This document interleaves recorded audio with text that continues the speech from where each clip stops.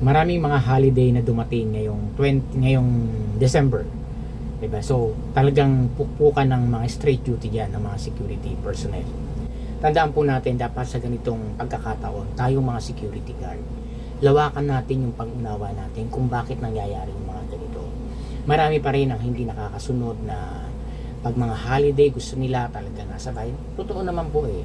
Sino ba naman ang ayaw during Christmas, New Year, wala tayo sa mga mahal natin sa buhay, sa family natin, di ba? Totoo po yun eh.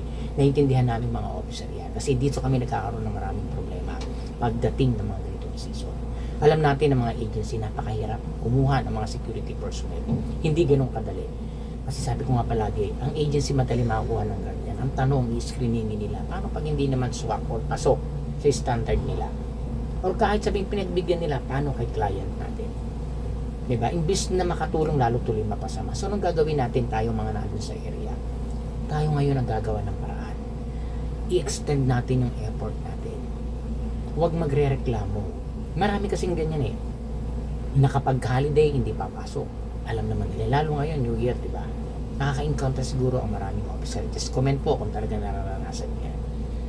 So, ano yung dapat natin gawin tayo mga security personnel? Unahin natin sa mga officer. Tayo mga officer, we have to extend our effort. Talagang kailangan, hindi ko mo officer, wala tayo dun sa area. Tandaan natin ang mga boss natin, wala dyan. Top management, wala sila. So, saan i-handle yan? Ibibigay yung ganyan. Siyempre sa mga officer. So, kailangan, lagi tayong naandyan. Hindi po pwedeng wala. Di ba? Ngayon, sa mga security personnel, we have to cooperate. Kung kulang sa manpower, oo, naintindihan natin, dapat i-sustain ng agency yan. Pero ang tanong is, kahit anong effort nila, napakahirap talaga. Siyempre, may mga area din sila na kailangan din. Hinahati-hati ang tao. Ngayon, kung wala talagang mapadala doon sa detachment, tayo ngayon mag-i-straight duty. Okay, sasabihin na iba, hindi na sir, tama yan. Totoo naman eh. Kaya nga, call of duty. Wala talaga na magawa kundi i-sustain. Sabi nga may purpose naman, may reason eh kung bakit nag-i-straight eh. Diba? Pero kung talagang tuloy-tuloy na halos sa 3 buwan, 6 na buwan ng ganyan eh, problema na talaga yan. Pero during holiday season, talagang totoo yan. Talagang kahit saan, maraming nag-i-straight duty talaga. Diba? Kasi ang iba, alam nyo, nag-extend ka na ng effort sa tagal dyan, dapat gawin na natin ang tama. Bakit? Ano kasi magiging impact niya sa performance natin? During na time na talagang kailangan natin, yung crucial time sa detachment, hindi ka napapakinabangan. Yung para bang tinitake for granted mo nila kung dahil matagal na ako dyan. Tandaan po natin mga kabaitay, mga security officer, hindi tayo regular sa client natin. Regular tayo sa agency, pero sa client hindi. Kaya kailangan pagbutihin natin dahil para sa pamilya eh. Ang every time na every year may New Year, kahit na sabihin natin after ng trabaho, doon kayo mag-celebrate. Kung may birthday, kahit naman di ka tumapat sa birthday, sa susunod na araw. Ngayon, kung natapat, salamat. Pero pag hindi, call of duty. Sana bigyan natin ng halaga to. Kasi dito, ako sa aking pananaw po sa sarili ko, ako talaga nagbibigay ako ng punto sa mga security personnel namin. Hindi doon sa, ang tagal mo na eh. Yung ang sipag mo talaga, so consistent ka kahit paunti-unti yan. Lalo't pag kailangan. Sa oras ng pangangailangan, dapat nandiyan ka. Lalo naman pag bago dapat. Kailangan ako yung bago, dapat ako yung rumatsyada ngayon kasi itong mga kasama ko matatagal na dinanas na last year. So ako naman ngayon, ay hindi sila pa yung nagdidemand. Hindi papasok halimbawa ng excuse me, halimbawa 31 hindi na pumasok, walang pakapaalam. Ina nyo, di ba? Oo, sige, nag-strike ka na before, normal naman eh, lahat naman nagsakripisyo eh. Hindi ka pasok ng 31 kasi mamayang gabi, New Year. Dapat man lang, nag-i-inform man lang. Di ba? Nagsasabi man lang. Excuse me po ah.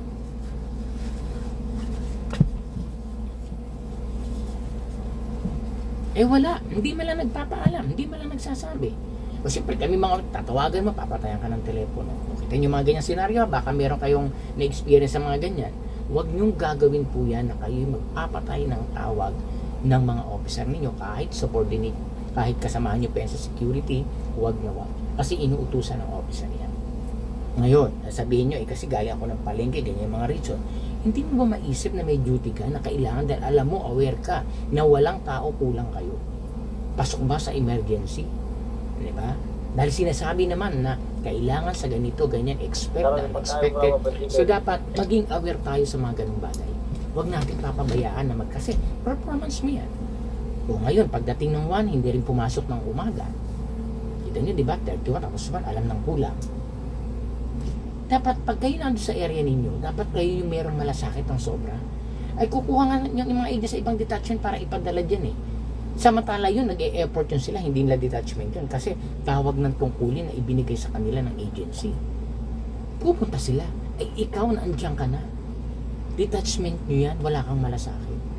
Tapos papasok ka ng hapon kasi alam nila, 1, double pay. Kita nyo yung kagulangan. Pangit pakinggan po ha. Huwag tayo masyadong magulang halata. Kailangan ilagay sa lugar. Sabi ko nga, higpit ng sinturon, ganun talaga eh. Di ba? Oh, so ano mangyayari? Siyempre pag ito yung performance mo. Kasi sa akin, pag gano'n, wala, X na yun. Bakit? Hindi siya makakatulong. Yung mga ganyan talagang dapat tinitigbak na yan. Dapat yan, pin-pull out na yan. Kasi nga sabi ko nga, di ba? Ay, yung mga security na ganyan ng pasaway, gutumin nyo yan, sigurado yan. Magtapiting mo yan. Kasi kung ganyan na yung way niya, yung thinking na, bahala, okay lang, di ako pumasok.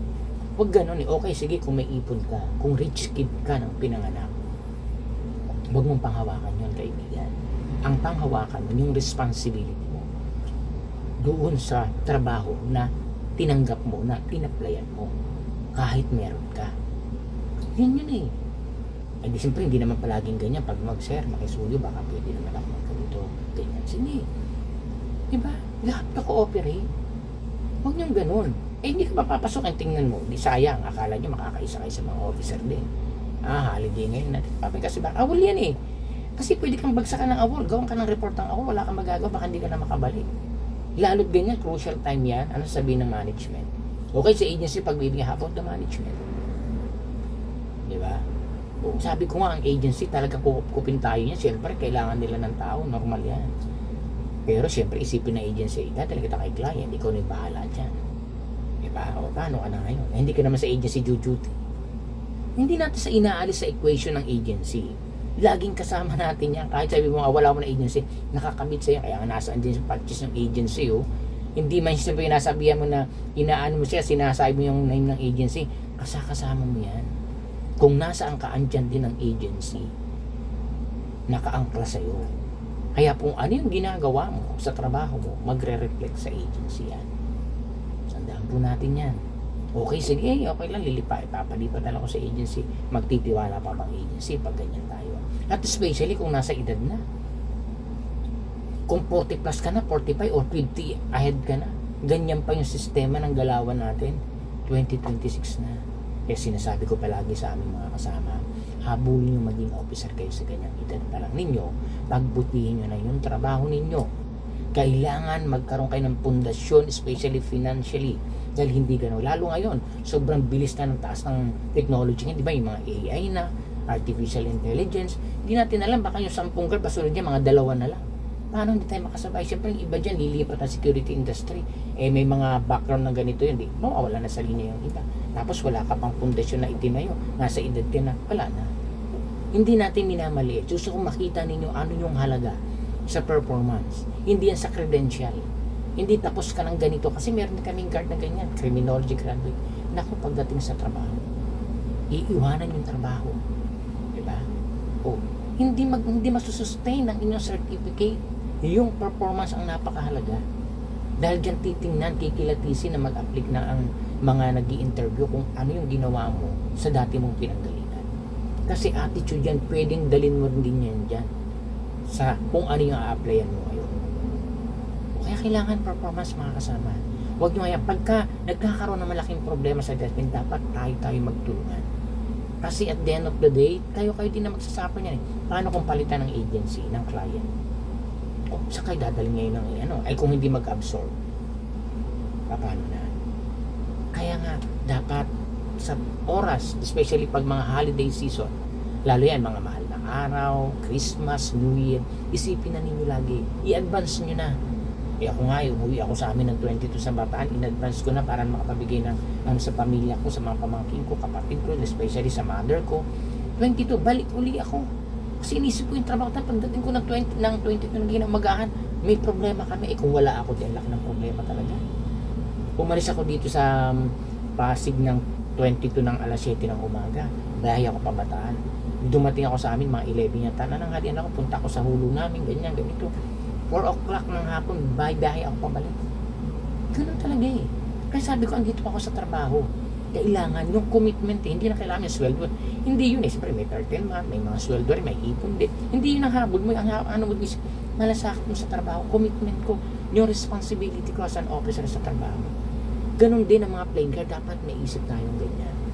Kasi bakit? Ito yung nagsusustain sa mga needs natin sa buhay. 2026 na mga ka-5-9.